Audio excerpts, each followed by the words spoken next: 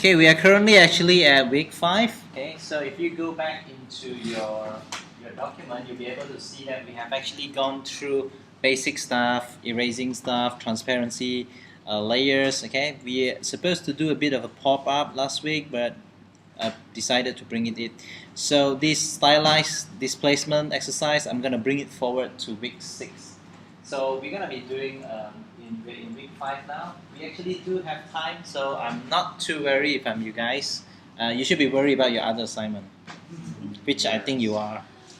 Anyway, coming back to my side, so up to now I will be expecting 5 exercises now. So every week you should have 1 exercise done up. So in week 5, you'll be doing something called the pop art exercise. Okay, so in pop art exercise, we're gonna do something rather unique. We're gonna be doing this. Okay. Voila. Oh no! Yes. What have I done? Okay. So this is the image that we'll be doing. Okay. So it's all started off with just one simple image, and what we're gonna do is we're gonna use this tablet and we're gonna trace it. So we're gonna start doing tracing. Okay. So I'm just gonna give you a bit of a heads up. So when you reach week 6, we're gonna be doing a lot more on pen tools and touching up. Okay. And in week 7, okay, what we're gonna do in week 7. We're going to be doing something, your second assignment actually, or should I call it your second project? It's going to be photo manipulation. The theme is surrealism. What I want you guys to do is to actually look for a designer of your choice. Okay, you like, I don't know, name me a designer you like. Is there a designer you guys like? No? I mean in interior architecture or an architect or somebody that you like? No? Don't know? Wow, it's time to do some research, okay? So let's say if you like Steve Jobs, if you call Steve Jobs an architect because he built that Apple round building, right? So what you're going to do is you're going to take him and sort of create something out of him. Okay, I'm going to show you sample as I do the briefing later, but I'm just giving you heads up. So you actually have 2 weeks in advance to look for someone you like. Okay? Someone you like, an artist. I would prefer an artist, a designer. Okay, at least someone who you can relate to.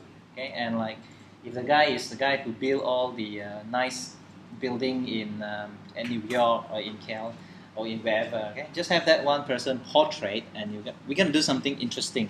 Pretty similar to what you're going to be doing today. Okay, so the next thing I want you to do is head to your Photoshop now. Let's open up the file that you have downloaded. Okay, you should have that file that you have downloaded.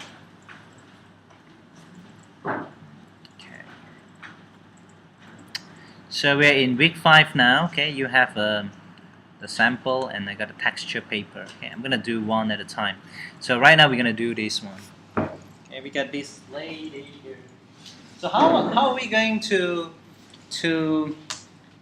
start with this pop art? So there's a couple of things that you'll be doing to do this pop art.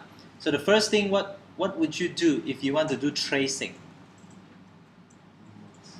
Mask, okay, you want to do mask. Okay, what else you'll be doing? Let's say in a real life, okay? I have a photo. I give you a piece of photo. What do you do if you want to?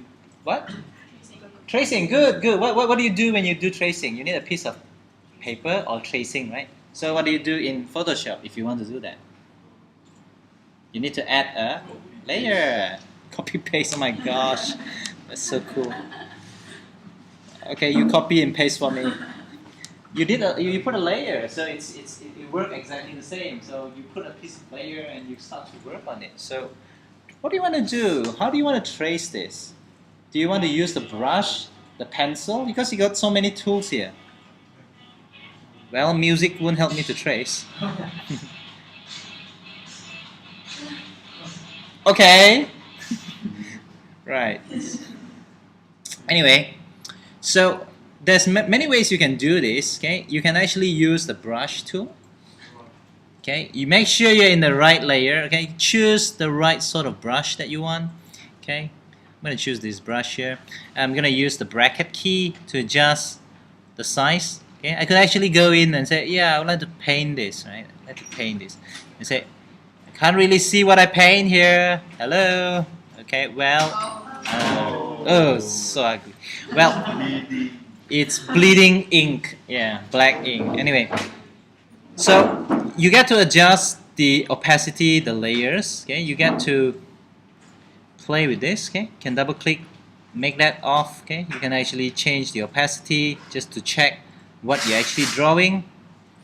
Okay, that's using brush. That's one way to draw. Okay, I'm gonna show you the second way to draw.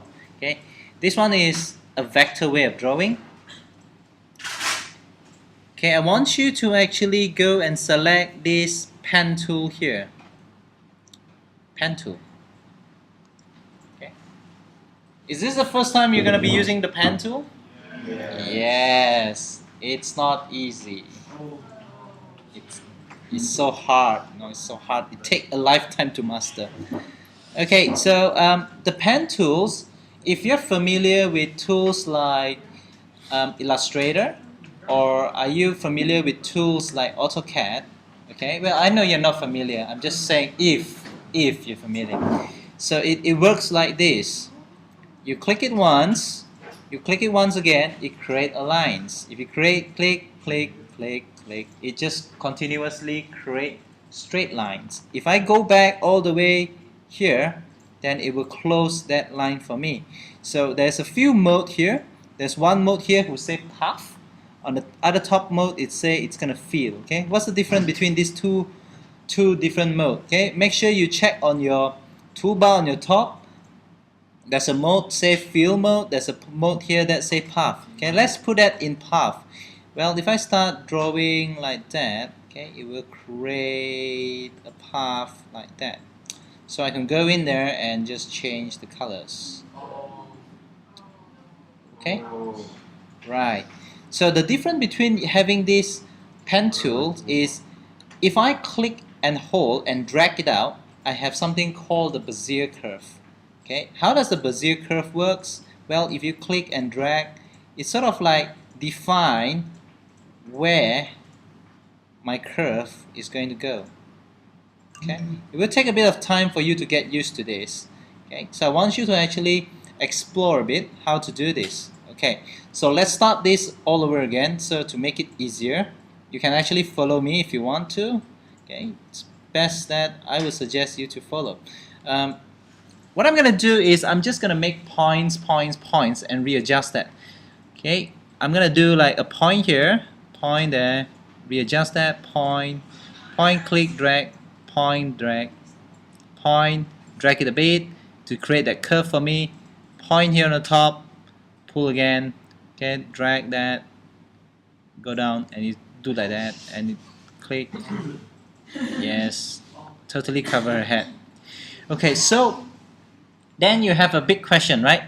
I would like to actually look at it while I actually paint. So how do I do that? So I can actually adjust the opacity. While I adjust the opacity, I can actually still continue to paint on it.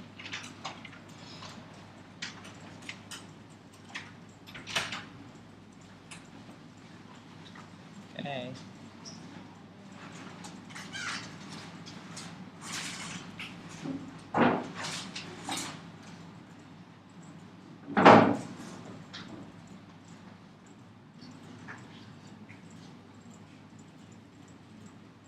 So the most important thing after you have finished this is you need to go back to close this. Then it will be a perfect one. Then I can decide, yeah, what color I want this to be.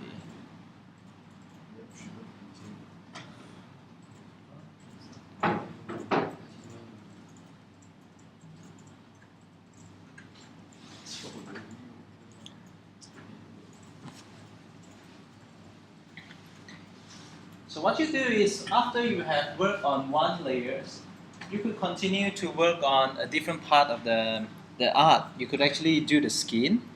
Okay, you could actually lock this layer so that you don't accidentally do anything or click on it. Okay, so you can actually start working on the other features. Maybe you want to start working on the skin colors. So you could actually go and click and select and draw skin color, and you say maybe skin color I want it to be orange.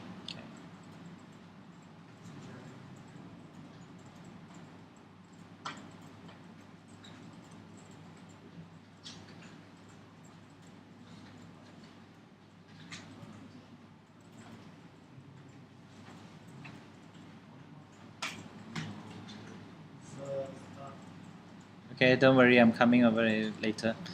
So you can actually change the orders, who will be on the top and who at the bottom part. So once you have created something like that and you realize that you still have a bit of gap over, you could actually change this tool here. Okay, you can actually use the selection tools and select the points.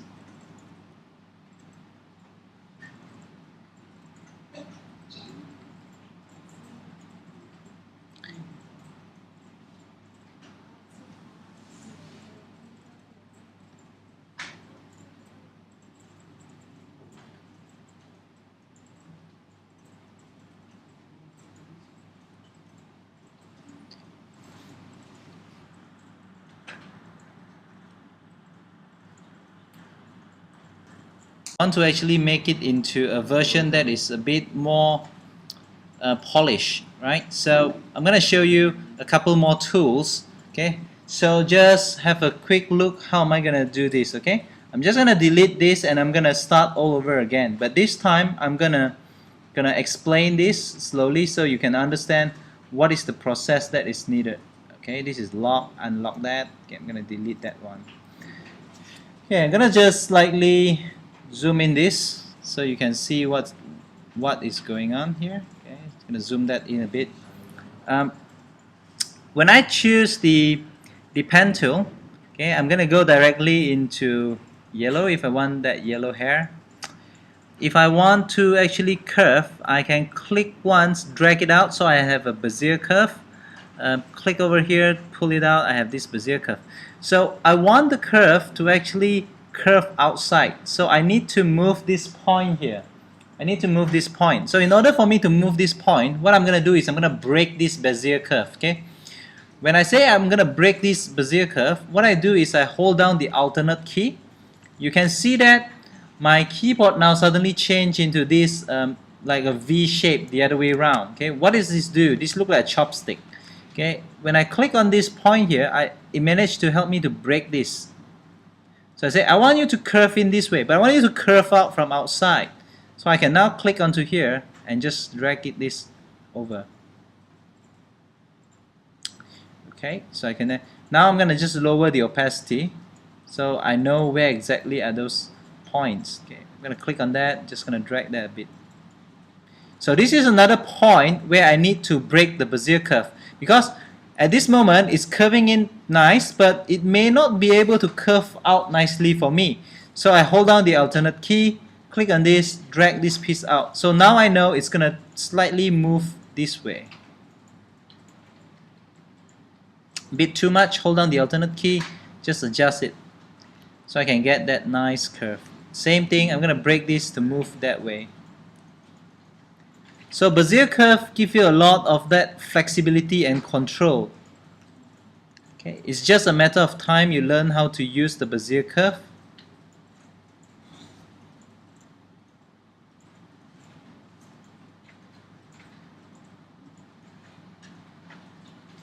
So the key is click and drag, change the direction of the Bezier curve, click and drag, change again the direction of the Bezier curve, close that in, change that.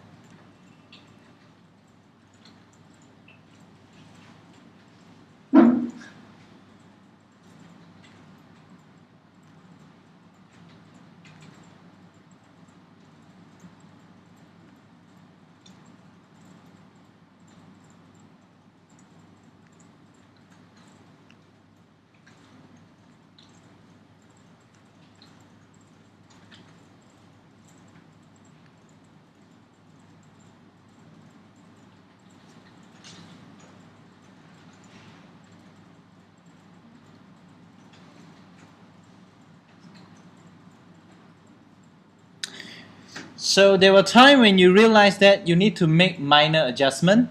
So once you have created something rough and you say, I want to tweak a bit of the edges, what you need to do is click onto these selection tools. Make sure that you are using direct selection. What's the difference between direct selection and just this path selection? If you have it in path, it's going to move the whole thing. So if you have it in direct selection, you can actually pick the point. You can actually pick a point and actually move them.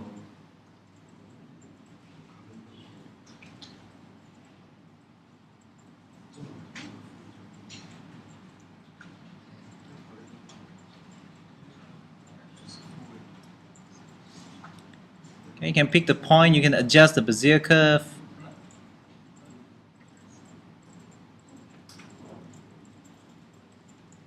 So again, if you want to break the Bezier curve, you can always easily break them by holding down the alternate key.